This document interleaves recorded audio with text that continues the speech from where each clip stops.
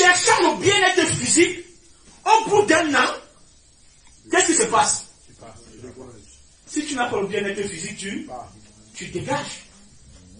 Tu vas dire, dans cette église, il n'y a pas de miracle, il n'y a pas de signe, il n'y a pas d'onction. Alléluia. Pourquoi? Parce que tu as été depuis la base mal enseigné. Amen. Je vais vous donner la cause des enseignements mal orientés.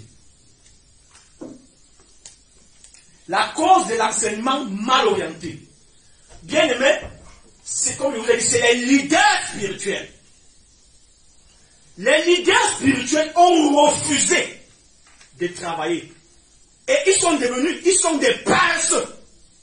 La majorité, à 99%, les leaders spirituels sont des paresseux. Je vais vous démontrer cela dimanche prochain. Avec des écrits bibliques. Ce sont des paresseux. Et un homme qui est paresseux, qui ne travaille pas, de Dieu dépend de qui? De celui qui l'écoute.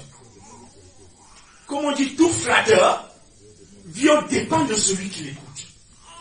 Alléluia.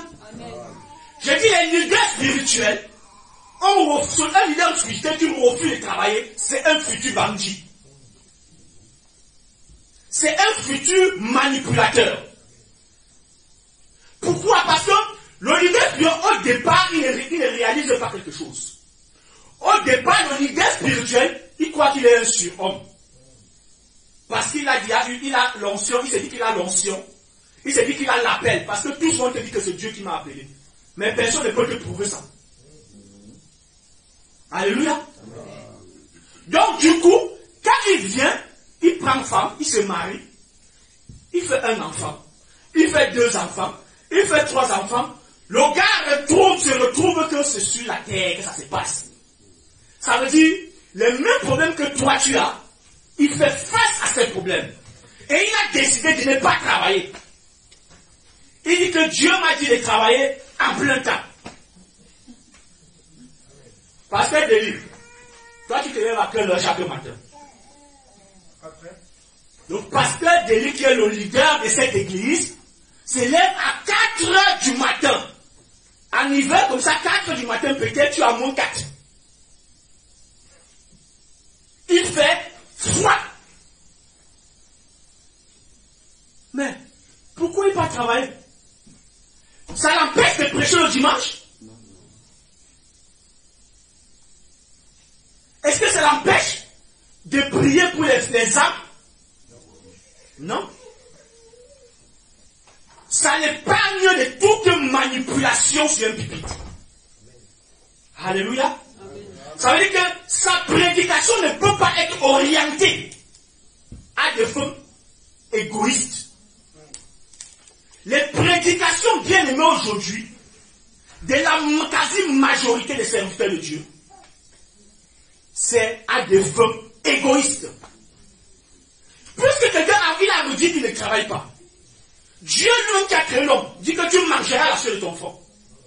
Mais lui vient te dire que moi je vais m'asseoir et je vais commencer à attendre ce qui vient des fidèles. Mais tu vas devenir bandit. Obligé, tu vas avoir une langue fourchue forcément. Tu seras obligé de développer les moyens pour escroquer les fidèles. Bien aimé, écoutez-moi bien. Quand Satan est venu face à Jésus au désert, il a utilisé quoi? La parole. Ça veut dire qu'il confrontait Jésus avec la parole. Est-ce qu'on se comprend? Donc si quelqu'un veut te manipuler, il ne parle pas de l'eau, il prend tout ce qui est dedans. Et il te manipule, il dit à Jésus, il est écrit, Jésus lui dit aussi, il est aussi écrit. Alléluia. Confrontation à confrontation. Bien aimé, vous connaîtrez la vérité. Et la vérité vous rendra libre. Ici, nous suivons beaucoup de prédications sur Internet. Et ces prédications maintiennent les gens dans l'ignorance. Lisons 1 Corinthiens 15, verset 19. Quelqu'un va nous lire 1 Corinthiens 15, verset 19.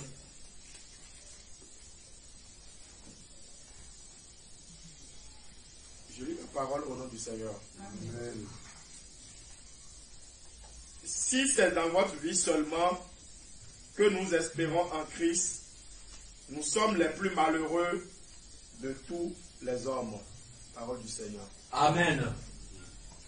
Si c'est dans ce monde que nous espérons en Jésus, ça veut dire que nous sommes les plus malheureux de la terre. Alléluia. Amen. Quels sont les enseignements que nous écoutons à l'église, bien-aimés? Les enseignements que nous écoutons à l'église aujourd'hui sont conditionnés par le paiement de tout ce que tu verses comme argent à l'église. Et c'est ça le piège. Parce que c'est conditionné. On a mis les chrétiens dans une bulle. Tu achètes les bénédictions de Dieu par les offrandes, les dîmes et les dons. Ça, c'est le mensonge du diable, bien aimé. Ça, c'est le mensonge du diable. Tu ne peux pas faire changer ta vie à Dieu parce que tu payes tes dîmes. Tu ne peux pas. Tu ne peux pas faire changer la vie de Dieu parce que tu verses les offrandes. Jamais. Ça n'intéresse pas Dieu, ça. C'est pourquoi Jésus ne s'est pas attardé dessus. C'est le salut de ton âme qui intéresse Dieu. Est-ce qu'on se comprend? On a conditionné aujourd'hui les chrétiens dans cette histoire. C'est parce que tu vas venir payer.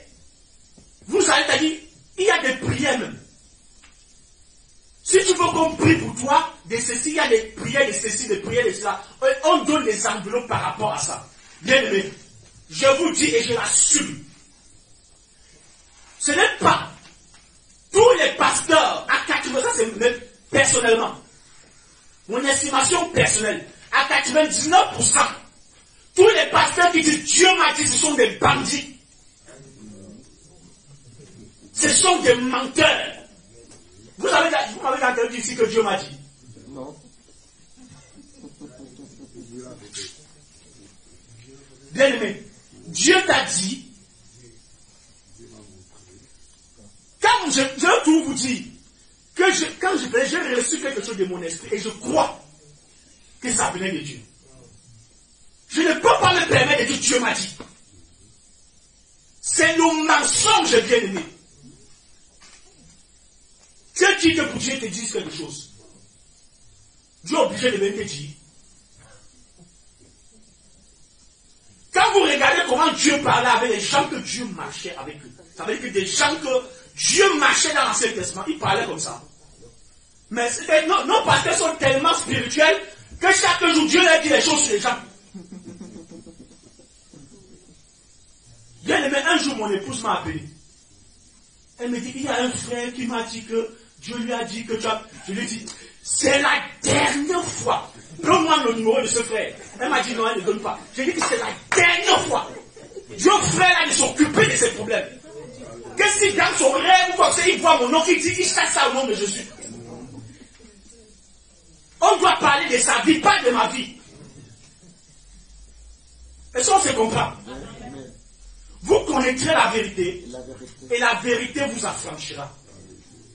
Les Africains particulièrement sont très sensibles. Regardez le nombre de gens qu'il y a dans nos églises. C'est où qu'il y a plus de pauvreté dans le monde? L'Afrique. C'est où qu'il y a plus de misère dans le monde? L'Afrique. C'est où qu'on prie plus? L'Afrique. Franchement, dis-moi. Si Dieu là, le Jésus que je connais là, exauçait les prières comme nous croit là, bien aimé, c'est qu'en Afrique là, c'est le paradis sur terre. Oui, oui. Si Dieu exauçait parce qu'on paye trop les dîmes et les offrandes, c'est que c'est en Afrique hein, que tous les